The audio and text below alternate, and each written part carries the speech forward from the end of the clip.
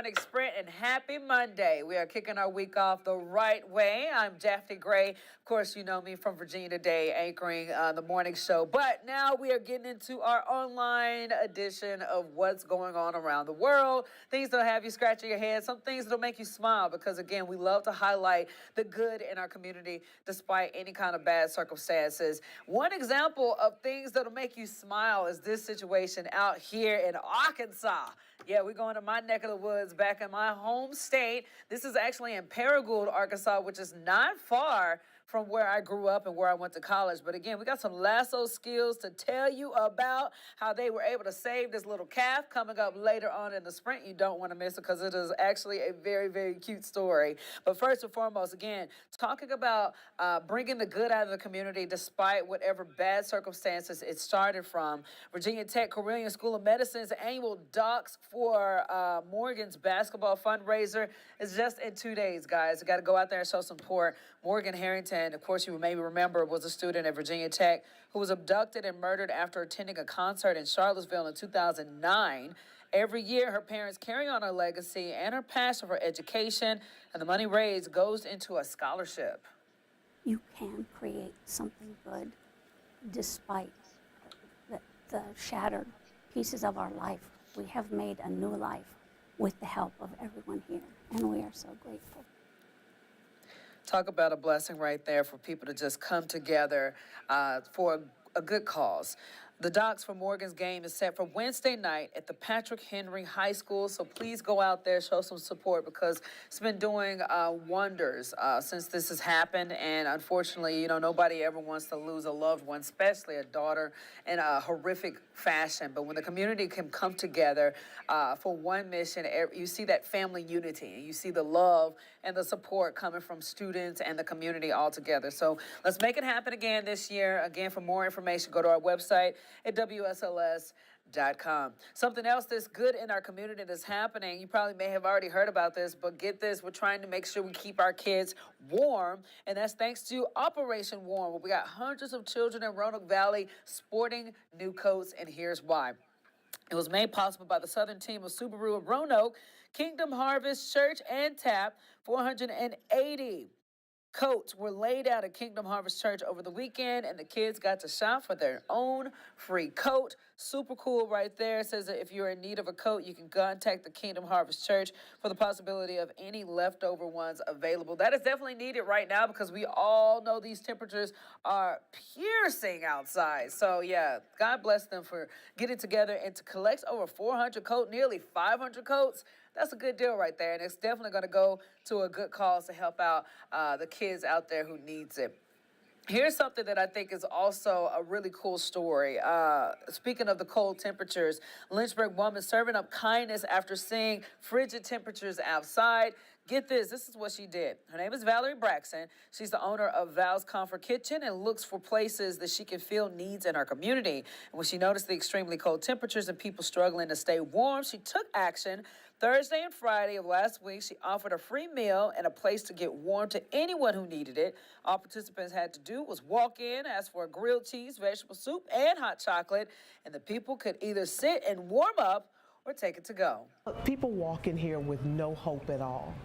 And if we can just give them a little bit of hope to go back out those doors and face life, because life, as I hear the young people say, life be lifing. So to give them some hope to say, hey, there are people out here that care. Life be life, and that's exactly right. So, Val, thank you so much for helping out the community where you can. It says people also donated gloves, coats, hats, scarves for her to hand out as well. So again, we are all in this life together. And when you got people who are sacrificing their time, their energy, their resources, you know, to lend a helping hand, if they can do it, you can do it too. So again, these are the kind of stories that should kind of inspire you to want to pay it forward or want to do something special for other people who especially are less fortunate than us.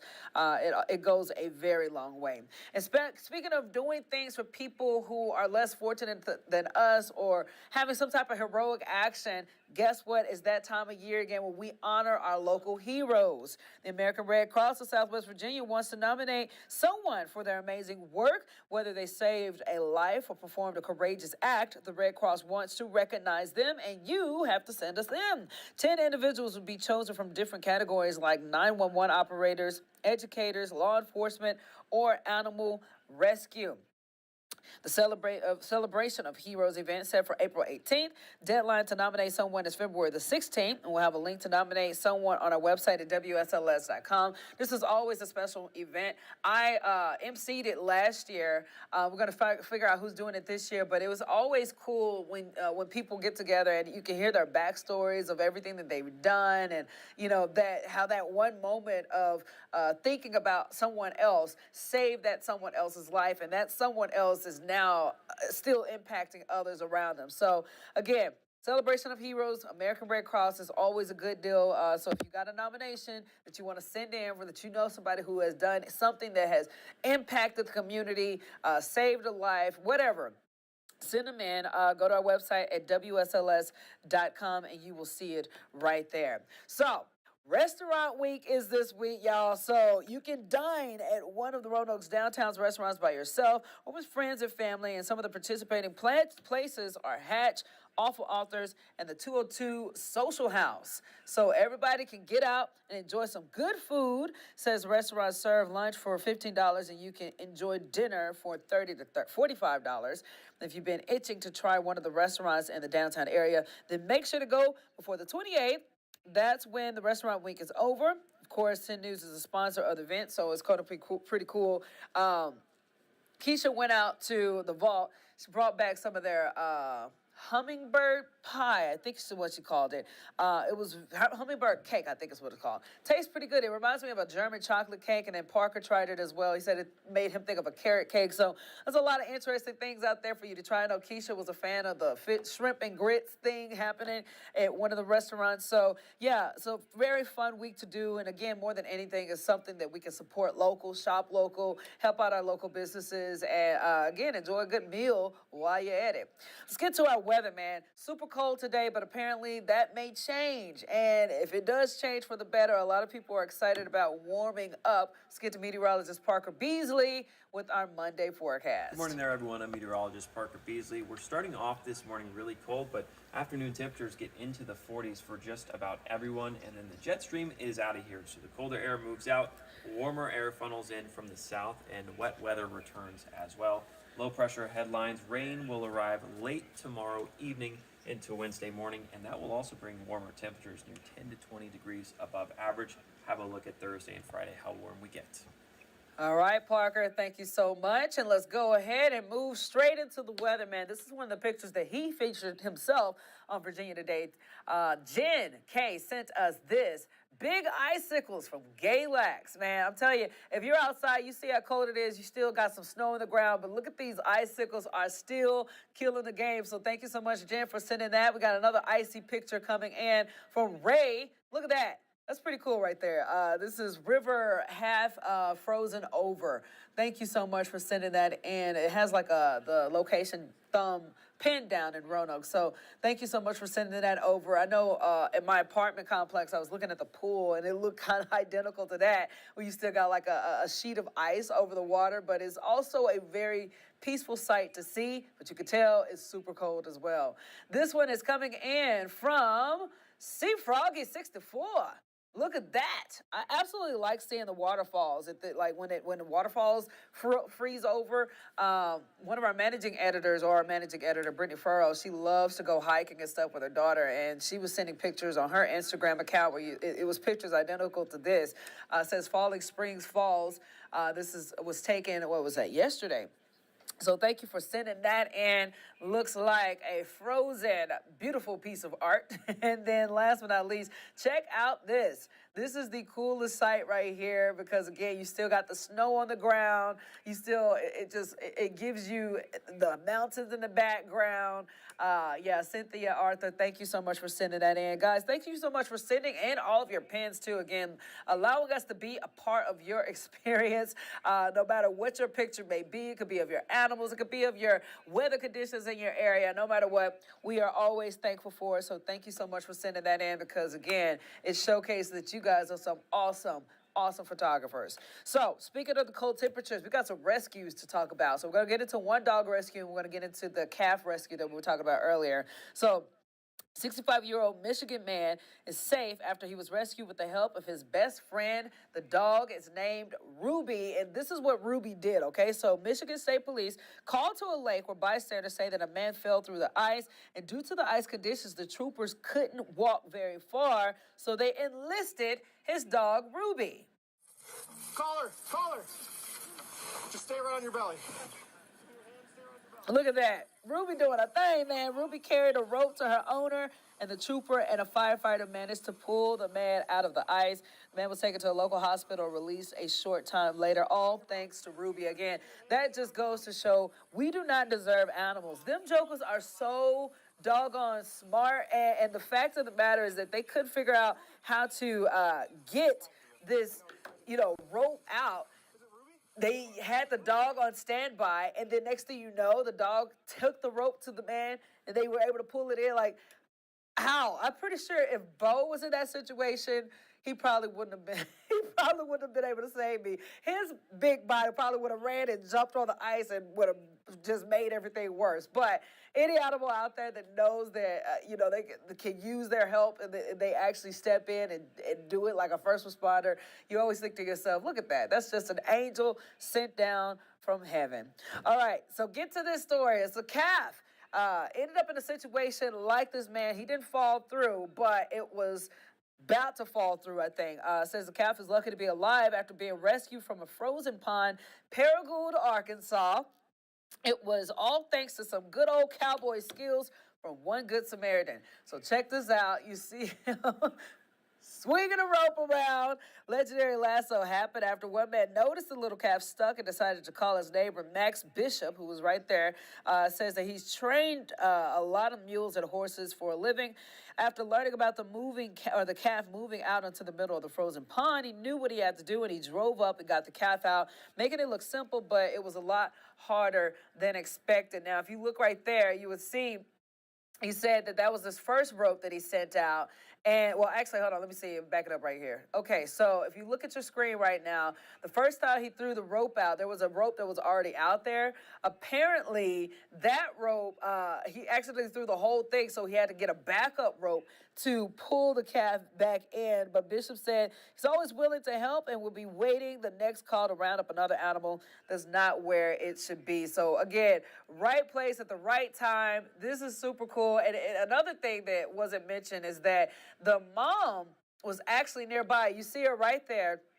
She apparently was getting worried, and he was afraid that she might walk out onto the ice to try to get her baby. And unfortunately, you already know that Big Mama Jamba walk out there, they going in, like literally Titanic under the water in.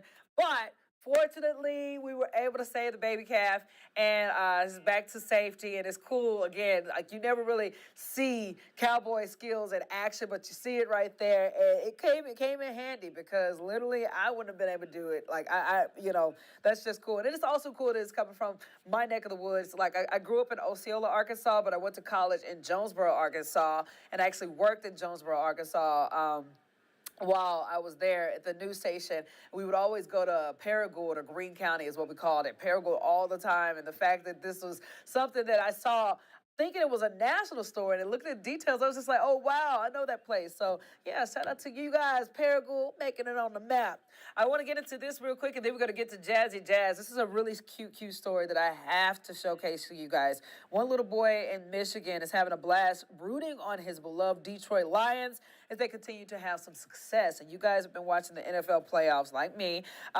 Get this, he got a special shout out from one of his favorite players. So 9-year-old Connor Adcock has been referred to as the good luck charm by the Lions star player Aiden Hutchinson due to the game day prediction videos Connor has been making.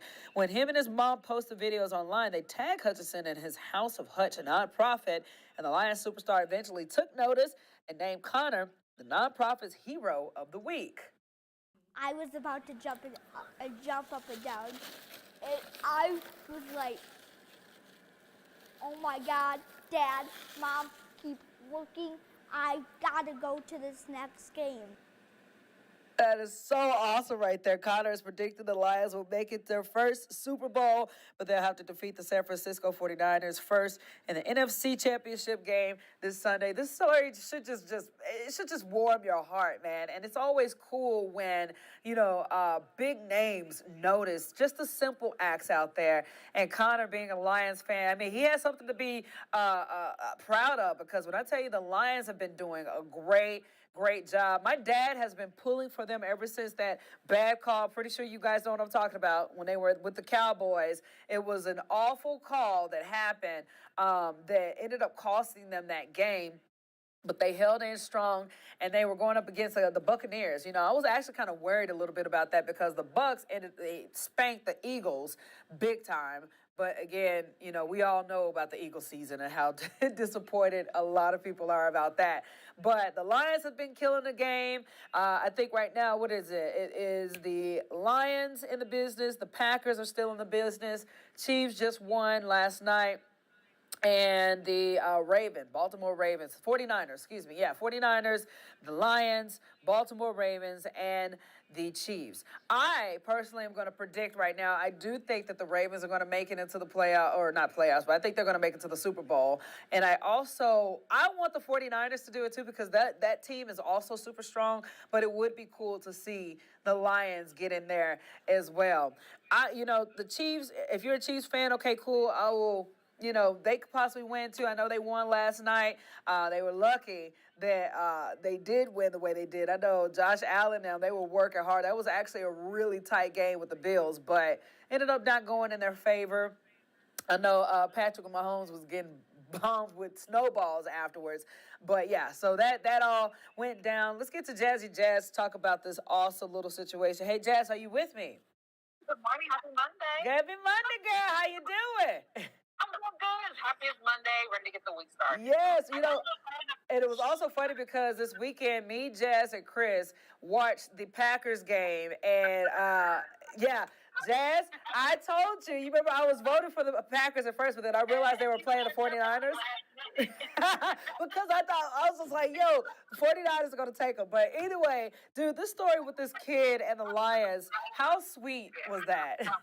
It's amazing, and I love seeing stories like that, because again, it just shows you that people have big hearts in this world still, and it's nice to see someone going out of their way to bring a smile to someone else, something they didn't even have to do, but they took it upon themselves to just brighten someone else's day, and that's always inspirational. So I know for me, I always love spreading happiness and love, and just because it costs nothing to be kind, but it can mean everything to someone else. So I think it's just a beautiful story. Oh, definitely. So, Jazz, tell me about this. With Scoop, if Scoop had the ability to see that Mama that fell through the ice, will Scoop go out there and deliver the rope to you? I don't know, man.